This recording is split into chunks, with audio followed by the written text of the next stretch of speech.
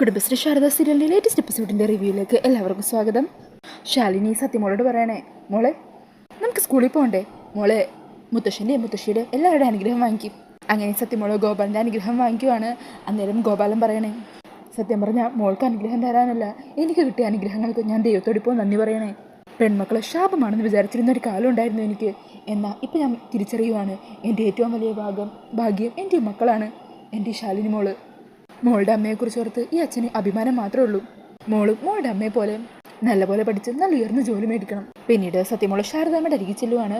ശാരദാമ്മയുടെ കാലിൽ വീണും അനുഗ്രഹം വാങ്ങിക്കുവാണ്. അന്നേരം ശാരദാമ്മ പറയണേ, എൻ്റെ സത്യമോള് നന്നായിട്ട് വരും. മോള് നല്ലപോലെ പഠിച്ച് മിടുക്കിയാവണം, വലിയ നിലയെത്തണം അമ്മേനെ പോലെ. ഈ സമയം സത്യ പറയണേ, അയ്യോ ഒരാളുടെ അനുഗ്രഹം വാങ്ങാൻ മറന്നു. അങ്ങനെ പറഞ്ഞ് സത്യ ഓടി അകത്തേക്ക് പോകുവാണ്. ശാലിനി പിന്നാലെ പോകുന്നുണ്ട്. അങ്ങനെ സത്യ പൂജാമുറിയിൽ കൃഷ്ണൻ്റെ ആ ഒരു രൂപത്തിന് മുമ്പിൽ വെച്ചിട്ടുള്ള വിഷ്ണുവിൻ്റെ മാലേൻ്റെ അരികിലെത്തുവാണ്. അങ്ങനെ മാലയെ നോക്കിയിട്ട് സത്യമോള് പറയണേ, അച്ഛാ ഇന്ന് ഞാൻ സ്കൂളിലേക്ക് പോകുക. ഇന്നെൻ്റെ ആദ്യത്തെ ദിവസമോ, അച്ഛൻ്റെ എല്ലാ അനുഗ്രഹവും എൻ്റെ ഒപ്പം ഉണ്ടാവണം. അങ്ങനെ പറഞ്ഞ സത്യമോള് തിരിയുമ്പോഴേക്കും ശാലിനി വന്ന് നിൽക്കുന്നത് കാണുക. അങ്ങനെ ശാലിനിയോട് പറയണേ, അമ്മേ നമുക്ക് പോകാം. ഈ സമയം ശാരദ സത്യ എന്ന് പറഞ്ഞ് വിളിക്കുക. അങ്ങനെ സത്യ അങ്ങോട്ടേക്ക് ഓടിപ്പോകുവാണ്. ഈ സമയം ശാലിനി വന്ന് വിഷ്ണുവിൻ്റെ ആ മാല കയ്യിലെടുക്കുക. എന്നിട്ട് 6 വർഷങ്ങൾക്ക് മുമ്പ് വിഷ്ണുവിനെ കാണാൻ അവിടെ പോയതും തറയിൽ കിടന്ന് ഈ മാല കിട്ടിയ കാര്യമൊക്കെ ഇങ്ങനെ ഓർക്കുവാണ് ശാലിനി. അതൊക്കെ ഓർത്ത് സങ്കടത്തോടെ നിൽക്കുവാണ്. പിന്നീട് ആ മാലയും കൊണ്ട് അവിടെ നിന്ന് പോകുന്നുണ്ട് ശാലിനി. പിന്നീട് കാണിക്കുന്നത് ബാമയുടെ വീടാണ്. അവിടെ ബാമയും രാഘവനും ഒക്കെ താഴെ ഇരിക്കുമായിരിക്കും. ഈ പപ്പിമോൾ ഇതെവിടെ പോയതാ? ശ്യാമയും എന്ന് പറഞ്ഞ് ശ്യാമേനെ ഇങ്ങനെ വിളിക്കുവാണ് കേട്ടോ ബാമ. അന്നേരം രാഘവൻ പറയണേ, ആദ്യത്തെ ദിവസമല്ലേ, അവൾ ഒരുങ്ങുമായിരിക്കും.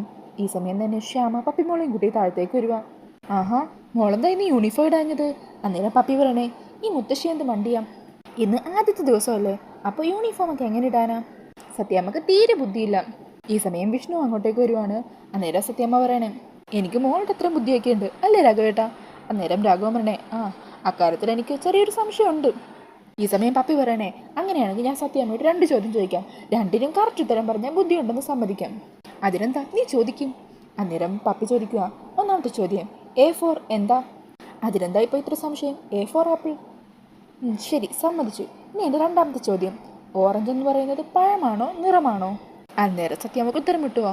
അത് പിന്നെ എന്താ രാഘവേട്ടാ? അപ്പോൾ രാഘവൻ മൈൻഡ് ആക്കാതിരിക്കുകയാണ് കേട്ടോ.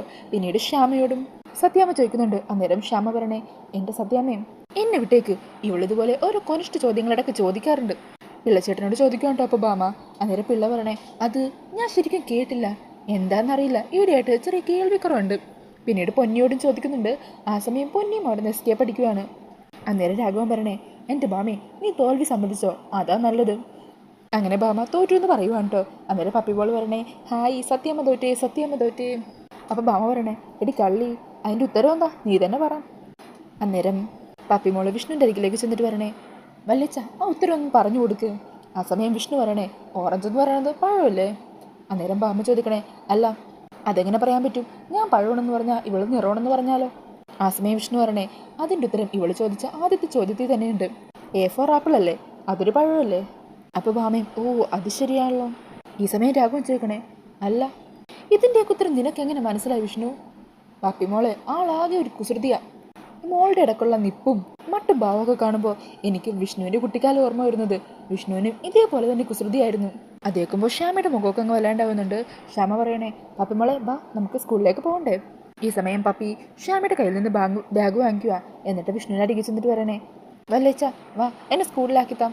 അന്നേരം വിഷ്ണു പറയണേ, ഞാനൊന്നുമില്ല, എനിക്ക് സ്കൂളിൽ പഠി കയറുന്നത് ഇഷ്ടമല്ല, അതുകൊണ്ടാണ് 7ാം ക്ലാസ്സിൽ വെച്ച് ഞാൻ എൻ്റെ പഠിപ്പ് നിർത്തിയത്. നീ നിൻ്റെ അമ്മയുടെ കൂടെ അങ്ങ് പോയാൽ മതി. വല്ലിച്ചൻ നിൻ്റെ കൂടെ വരില്ലേ? വല്ലിച്ചൻ എന്നെ ആക്കി തന്നേ പറ്റൂ. അങ്ങനെയാണെങ്കിൽ നീ നിൻ്റെ അച്ഛനോട് പോയി പറ. അന്നേരം പപ്പി പറയുക, അച്ഛനോട് തന്നെയാണ് പറയുന്നത്. അതേക്കുന്നത് ശ്യാമ അങ്ങ് ഷോക്കാകുക. പപ്പി എന്ന് പറഞ്ഞ് വിളിക്കുവാണ് കേട്ടോ. അന്നേരം പപ്പി പറയണേ, അച്ഛനേക്കാളും വലിയ ആളല്ലേ വല്ലിച്ചൻ എന്നെ ആക്കി തന്നാലേ ഞാൻ ഇന്ന് സ്കൂളിൽ പോകൂ, അല്ലെങ്കിൽ പോകില്ല എന്ന് പറഞ്ഞ് ദേഷ്യത്തിലെ ബാഗൊക്കെ അവിടെ എറിഞ്ഞിട്ട് അങ്ങോട്ടേക്ക് മാറി പിണങ്ങിയിരിക്കുവാണ് കേട്ടോ. ഈ സമയം വിഷ്ണു പപ്പിയുടെ അരികിൽ ചെന്നിട്ട് പറയണേ, പപ്പിമോൾ ഇങ്ങനെ പിണങ്ങിയാലോ? വല്ലിച്ചൻ തന്നെ പപ്പിമോളെ ജീപ്പിലാക്കി തരും. എന്താ മോൾക്ക് സന്തോഷമില്ലേ? അപ്പോൾ അത് ആക്കി തരില്ലെന്ന് പറഞ്ഞതോ? അതിൻ്റെ പപ്പിമോളെ ദേഷ്യം പഠിപ്പിക്കാൻ പറഞ്ഞതല്ലേ? വല്ലിച്ചന് ചക്രക്കുട്ടീനല്ലാതെ വല്ലിച്ചൻ ആരാക്കി കൊടുക്കാനാ? അതേക്കുമ്പോൾ പപ്പിമോൾക്ക് ഒത്തിരി സന്തോഷമാകുവാണ്. പിന്നീട് പപ്പിമോള് എല്ലാവരുടെ അനുഗ്രഹമൊക്കെ വാങ്ങിക്കണേന് സത്യാമ്മയുടെയും രാഘവൻ്റെയും വിഷ്ണുവിൻ്റെയൊക്കെ അനുഗ്രഹം വാങ്ങിക്കുന്നുണ്ട്. പിന്നീട് പപ്പിമോള് ആ ഒരു ഫാമിലി ഫോട്ടോയിലേക്ക് നോക്കുവാണ്. എന്നിട്ട് അതിൻ്റെ അരികിലേക്ക് ചെന്നിട്ട് ആ ഫോട്ടോയിൽ നോക്കിയിട്ട് പറയണേ, ഈ ഫോട്ടോയിലുള്ളത് ആരാണെന്ന് ഇവിടെ ഞാൻ എല്ലാവരോടും ചോദിച്ചു, പക്ഷെ ആരും പറഞ്ഞു തരുന്നില്ല. ഈ സമയം ബാമ പപ്പി എന്ന് പറഞ്ഞിങ്ങനെ വിളിക്കുന്നുണ്ട്. അന്നേരം രാഘവൻ പറയണേ, ബാമേ വേണ്ട, സ്കൂളിൽ പോകാനുള്ള സമയമില്ലേ, നിങ്ങൾ വൈകാതെ വേഗം ചെല്ലും. എന്നാ വാമോളെ നമുക്ക് പോകാം. വിഷ്ണു നീ വണ്ടി എടുക്കും. അങ്ങനെ വിഷ്ണു വണ്ടി എടുക്കുവാണ്. ബാമയും പപ്പിമോളും ശ്യാമയൊക്കെ വണ്ടി കയറി അവിടെ നിന്നും പോകുവാണ് കേട്ടോ. ഈ സമയം രാഘവൻ നായർ പിള്ളയോട് പറയണേ, ബാമയുടെ മനസ്സിൽ നിന്ന് ഇപ്പോഴും ശാലിനിയോടുള്ള പക അല്പം പോലും കുറഞ്ഞിട്ടില്ലല്ലോ, ഇങ്ങനെ തുടങ്ങിയ എന്ത് ചെയ്യാനാ? അന്നേരം പിള്ള പറയണേ, അതെ സത്യാമ്മ, ശാലിനി കുഞ്ഞോടുള്ള പക ഓരോ ദിവസവും മുറിച്ച് വരുത്തിക്കൊണ്ടിരിക്കുകയെന്ന് എനിക്ക് തോന്നുന്നത്. ഈ സമയം രാഘവൻ പറയണേ, എന്താണെങ്കിലും ഭൂമി കറങ്ങിക്കൊണ്ടിരിക്കുകയല്ലേ, ശാലിനി മോൾക്ക് എന്തെങ്കിലും തിരികെ ഇവിടെ എത്തേണ്ടി വരും. ഭൂമി അതിൻ്റെ അച്ചുതണ്ടിനെ ചുറ്റിയല്ലേ കറങ്ങുന്നത്. ശാലിനി മോളെ സംബന്ധിച്ച് അവളുടെ അച്ചുതണ്ട് വിഷ്ണുവാണ്. അതുകൊണ്ട് അവൾക്ക് അധിക നാൾ വിഷ്ണുവിൽ നിന്ന് അകന്നിരിക്കാനാവില്ല. ഇതേ സമയം കാണിക്കുന്നത് കാറിന് പോയിക്കൊണ്ടിരിക്കുന്ന ശാലിനിനെയും സത്യമോളെയുമാണ്. അതേസമയം വിഷ്ണുവിനെയും കാണിക്കുന്നുണ്ട്. വിഷ്ണുവും കാറിന് പോകുന്നത് കാണിക്കുവാണ്. ഈ സമയം പപ്പിമോൾ ചോദിക്കണേ, നമ്മളിപ്പോൾ എങ്ങോട്ടേക്കാണ് പോകുന്നത്? അന്നേരം ശാലിനിനെയും കാണിക്കുവാണ് കേട്ടോ. ഇതേ ചോദ്യം തന്നെ സത്യമോളും ചോദിക്കുന്നുണ്ട്. ആ സമയം ശാലിനി പറയുക, അമ്പലത്തിലേക്ക്. അതെന്തിനാ അമ്പലത്തിലേക്ക് പോകുന്നത്? ഇന്ന് ഒരു നല്ല കാര്യം തുടങ്ങാൻ പോകുന്ന ദിവസമല്ലേ, മോൾ ആദ്യമായിട്ട് സ്കൂളിൽ പോകുന്നതല്ലേ, എന്ത് നല്ല കാര്യം തുടങ്ങുമ്പോഴും ദൈവത്തെ കണ്ട് നമ്മൾ പ്രാർത്ഥിക്കണം, അതിനുവേണ്ടി അമ്പലത്തിലേക്ക് പോകുന്നത്.